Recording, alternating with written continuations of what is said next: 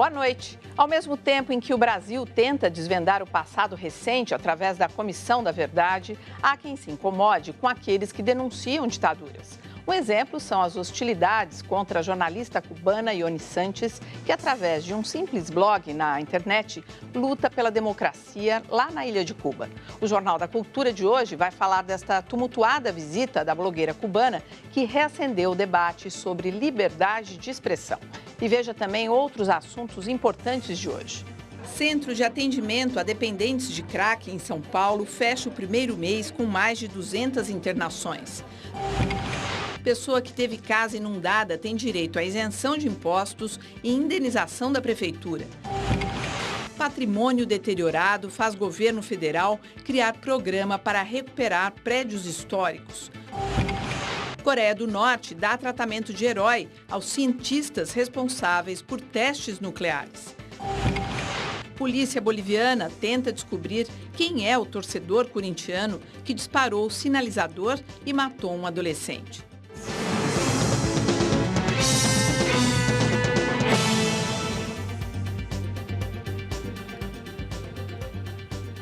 Participam do Jornal da Cultura desta quinta-feira a professora de Direito Internacional da USP, Maristela Basso, e o ex-ministro de Infraestrutura e criador da Embraer, Osiris Silva.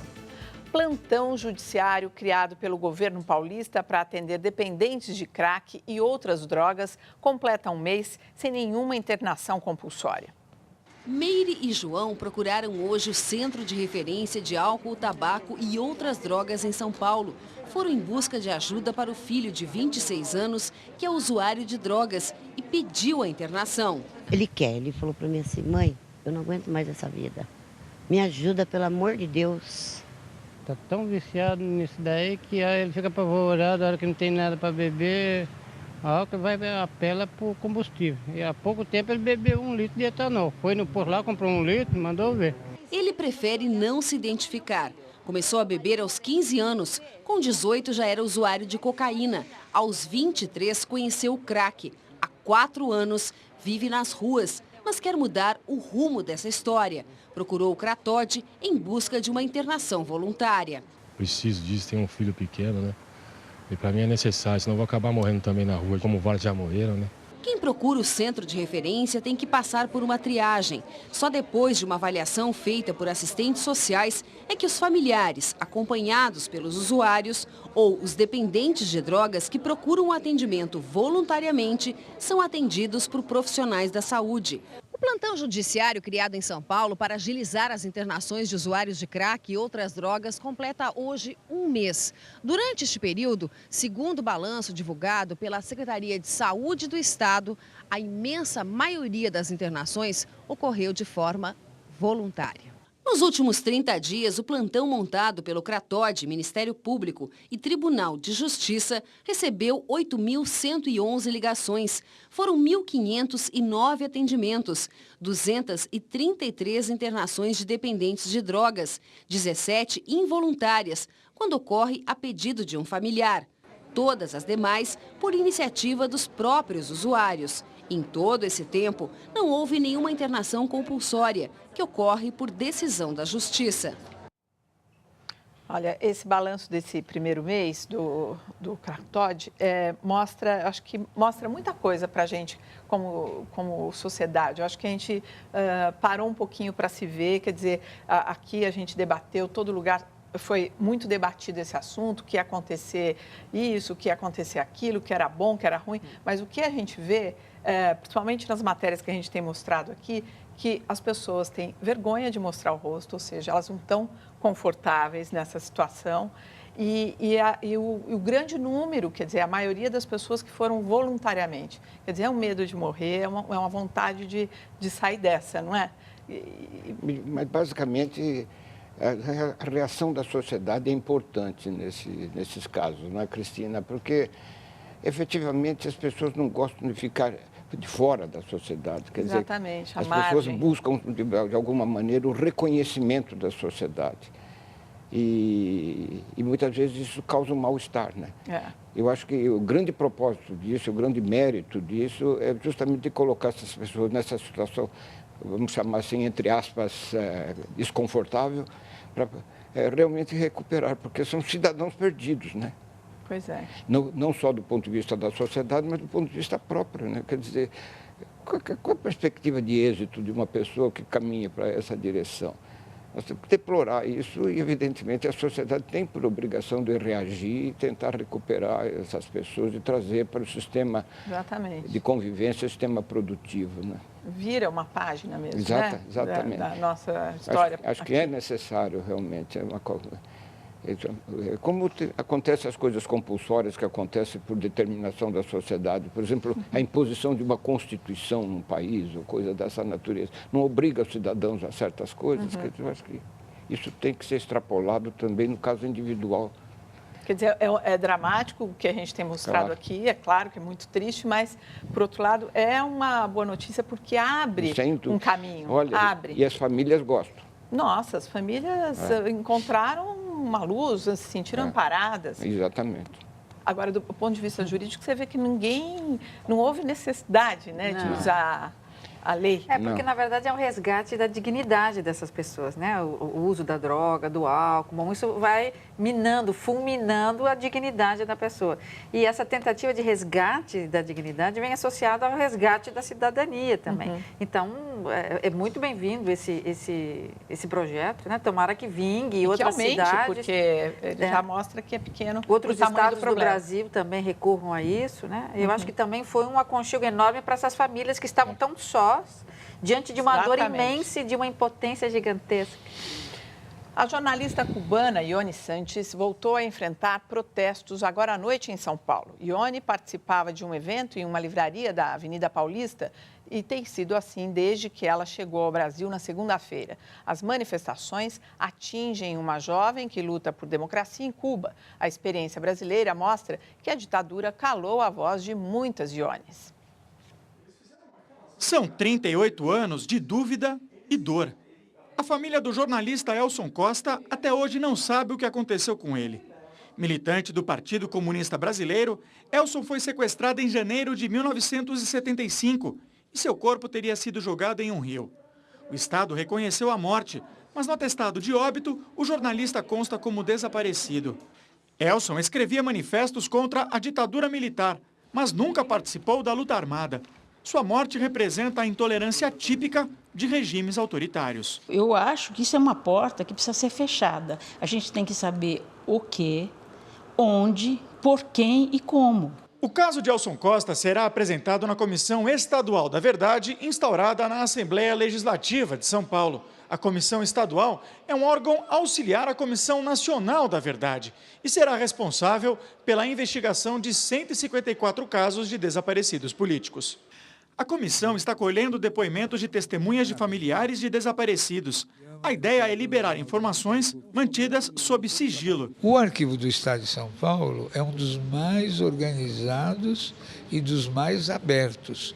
Enquanto um grupo se esforça para revelar a verdade encoberta na ditadura, um outro tenta calar a livre manifestações de ideias. A cubana Ione Sanches, dissidente dos governos de Fidel e Raul Castro em Cuba, tem enfrentado protestos de apoiadores do regime em sua excursão pelo Brasil. Hoje, a jornalista participou da gravação do programa Roda Viva da TV Cultura e falou sobre Comissão da Verdade e liberdade de expressão. Em Cuba, haverá um momento em que seremos convocados a revisitar a história, abrir arquivos ocultos e trazer à tona os temas silenciados. É muito saudável, mas isso tudo tem que vir em um contexto de respeito às diferenças e de aceitação da pluralidade. Para esse cientista político, apesar da democracia brasileira ser uma realidade, vivemos em um tempo de acirramento da intolerância. Não há exatamente canais abertos para diálogo, né? Seja mais à esquerda ou mais à direita, isso é um mal, você não progride, você não avança. Essa moça, a Ione Sanches, o que a gente observa assim de pronto é que ela parece que os xingamentos, os protestos, ela tem uma reserva técnica ali que ela não se abala muito, não é? porque está sendo muito violento, né? Mas essa manifestação pública no Brasil diante da violência militar e política em Cuba é nada, né? Lá eles prendem e muitas vezes batem nela dentro do carro e ameaçam ela sem nem chegar na delegacia. Já dentro de uma viatura mandada pelo governo, eles prendem ela ali dentro, batem e depois devolvem ela em casa. Então, ela transita bem no quesito violência, não pode dizer o que você veio para dizer. Então, ela está transitando bem.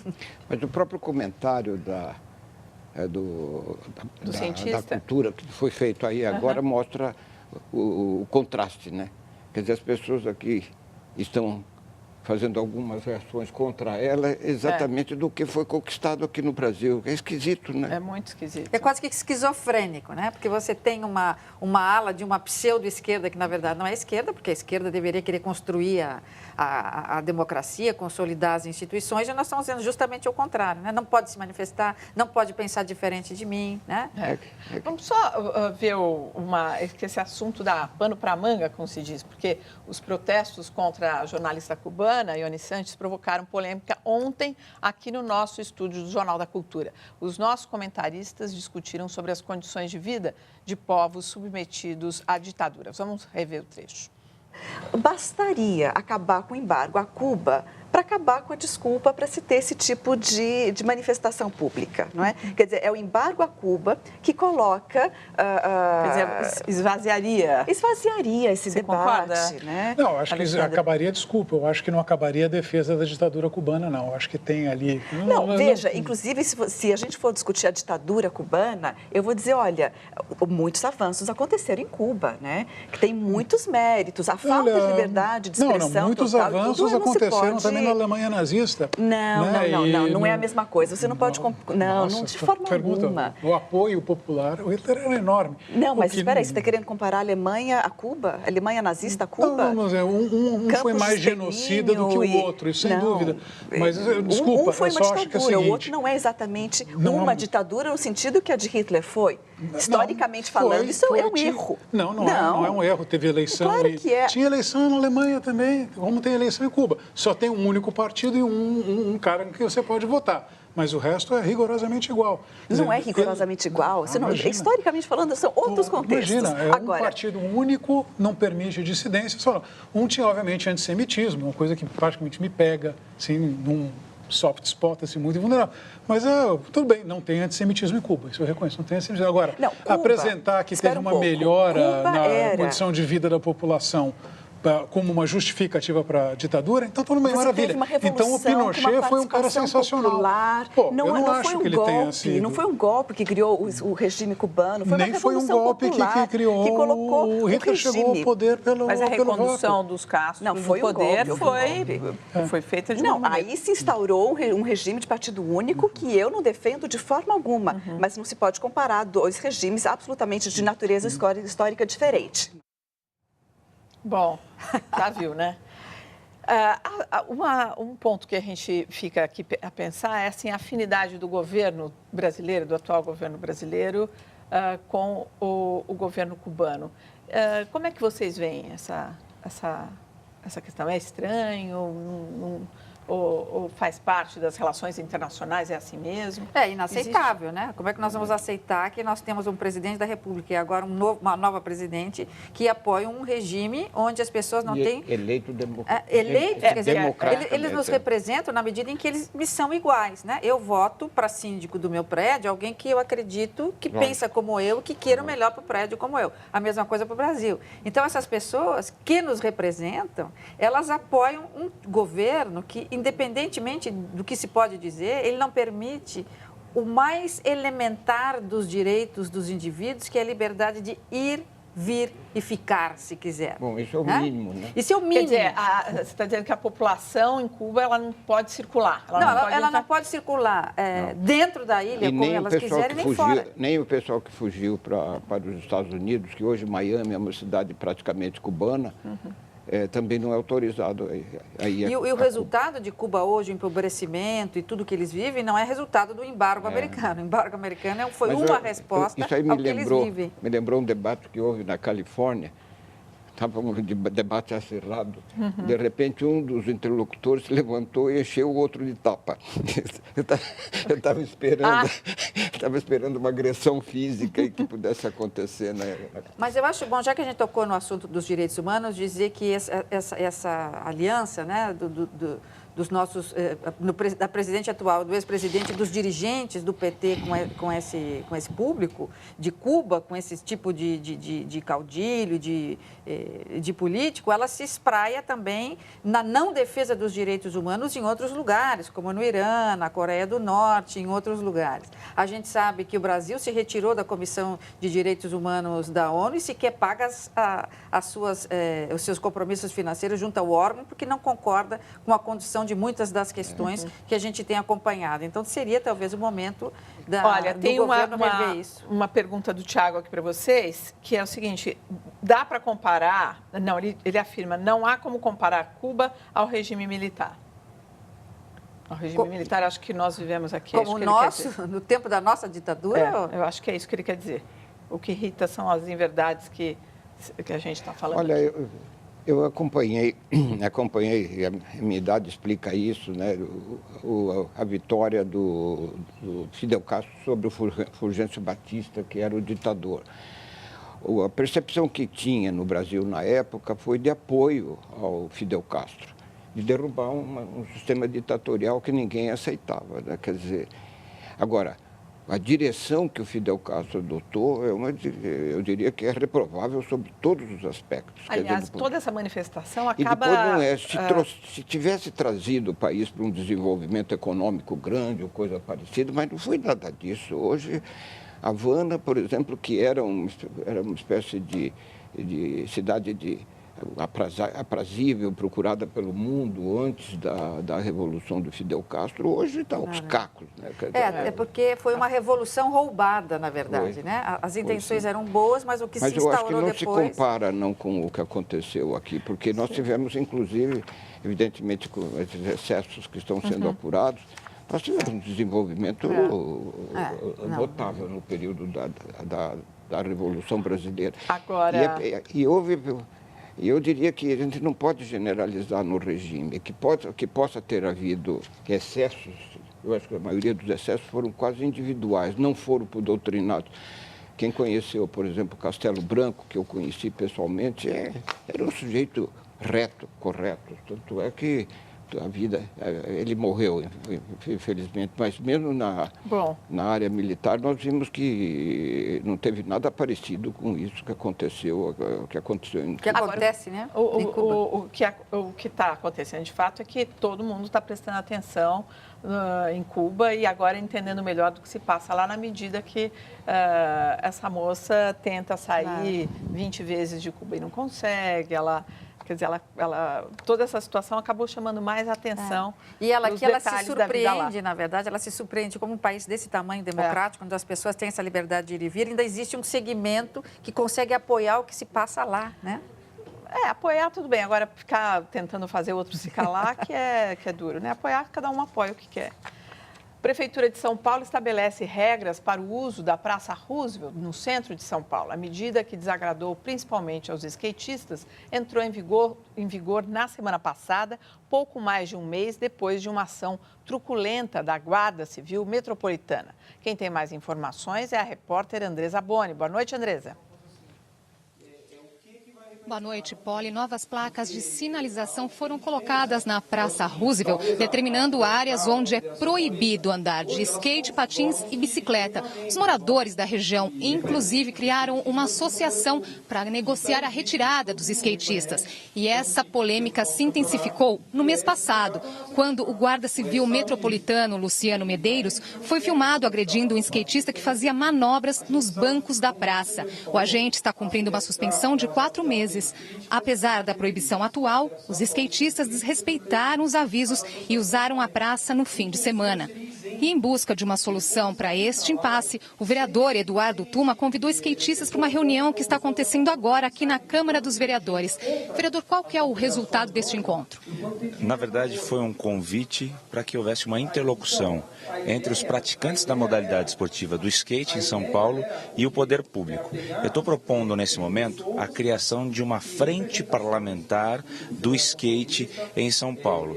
Exatamente para quê? Para que a prefeitura possa delimitar, colocar regramentos que serão obedecidos por aqueles que praticam o esporte do skate, mas terão também liberdade para tanto. Acho que a função maior é essa, para que haja um entendimento entre os dois lados. Tá certo, obrigada, vereador. E o Edson Skander é vice-presidente da Confederação Brasileira dos Skates. Edson, quais as principais solicitações dos skatistas? Ter melhores lugares para prática do skate, principalmente lugares adequados, né? Sejam parques, ruas de lazer, isso é muito importante porque o skate não somente está limitado a andar em pistas, mas também há modalidades que são praticadas em ladeiras, em ruas, e também uma legislação apropriada para a gestão pública do skate na cidade de São Paulo, até para que sirva de modelo para outras cidades do país. Tá certo, obrigada, Edson. E a intenção agora é encaminhar essas propostas para o secretário municipal de esporte, Celso Jatene, para que sejam criadas políticas públicas em busca de uma convivência harmoniosa entre moradores e skatistas. A seguir, os caminhos para conseguir indenização por danos causados pelas chuvas. Veja também, cientistas responsáveis pelo recente teste nuclear da Coreia do Norte são tratados como heróis.